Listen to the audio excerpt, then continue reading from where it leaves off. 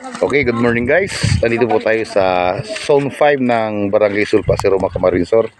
Pagmamasdan po natin uli yung klase ng pamamaraan ng kanilang pag-iigib ng tubig dito. So ayan nga. Mapagmasdan nyo po na siya ay nasa yung gripo ay nasa open drainage po siya. Kung saan po kasi yung tubo niya na nagmumula sa pinaka-source ng tubig ay dumadaan po sa pinaka-drainage. Yun.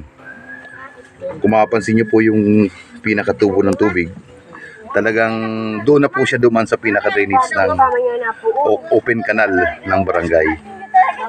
Na kung saan, kung ito po ay marami na pong mga may mga butas na po. Dito po sila, yung iba rito po ay dito na po kumuha ng inuming tubig sa gripong ito. So ayan po yung pila. Ito po yung pila ng ngayong umaga lang po to ha.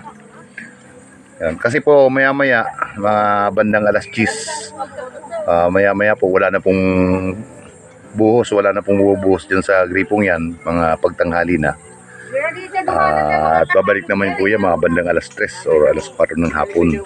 Pero yung pila po kung titingnan nyo, humigit kumulang mga base sa pagtatansya ko mga 10 metros 10 metros po yung pila ng mga timba at container na mag-iigib ng tubig sa ngayong umaga. So yun po, salamat po guys. Ito po ngayon ang ating feature ngayong umaga.